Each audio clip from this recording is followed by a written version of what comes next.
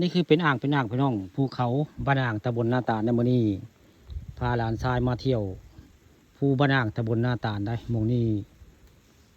มีตำนานได้หม่องนี้พี่น้องนี่หม่องนี้บริเวณนี้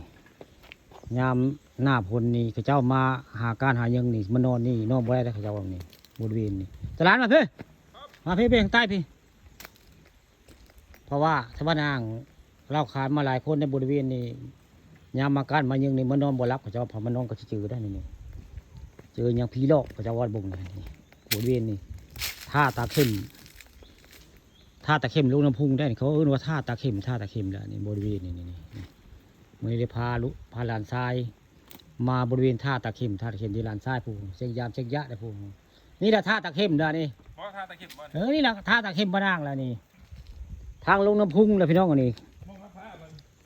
ฮะมองละผ้าบ้านแม่นมองละผ้าเดี๋ยวใช่ลองหลับผมดู หลับนู้นมันสิเป็นอะไรหินนี่มองละผ้านี่หลับนู้นจะร้าน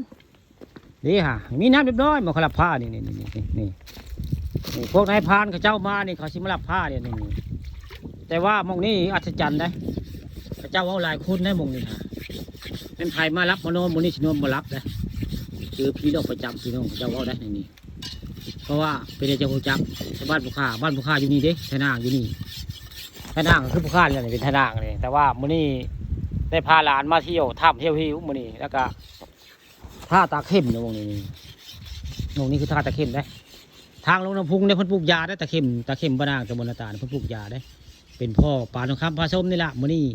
พาหลานมาเที่ยวถ้ำแล้วก็ทางลงท่าตาเข้มบ้านนางตำบลนาตาลได้ตำนานว่าไว้หมู่นี้นั่นใครมานอนนี่เจอดีทุกคนนะเจอดีทุกรายว่าไงมองนี่มองท่าตาเข้มมองอ่างเจ้าหลานรับไปฆ่ารับมีดนี่ไปจะหัวจักมานอนลงบึ้งนี่ท่าตาเข้มนี่เป่าหลายลายได้คำมานอนมารับบ่รับกับเสียงปากคนคือคนสิมาอยู่เรื่อยเขาว่าอะไรมองนี่ในตำนานได้มองนี่บ่มีพายากล้ามานอนมองนี่เพราะว่าเจอหลายว่าไงคนรุ่นใหม่ก็มานอนแต่แทนนี่เจอนะโดยเฉพาะลานทรายผู้ข้าก็เจอได้หมอกบมานอนนี่ก็เจอในนี่ละเพิ่นบุกล้ามานอนพวกเราเจอแล้วดูนี่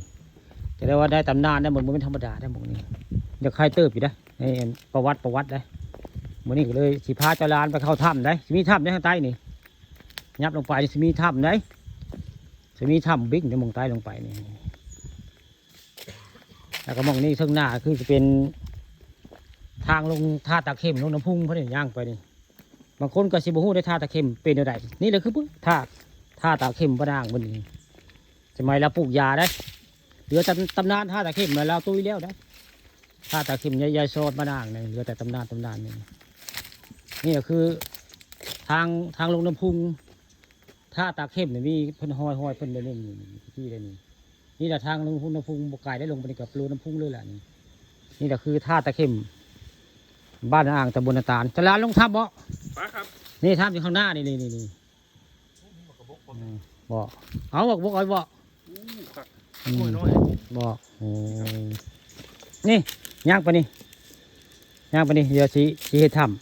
ำบ้านนี้ไปฮอดถ้ำแล้วผู้ข้าก็สิบอกเด้อว่าฮอดถ้ำแล้ว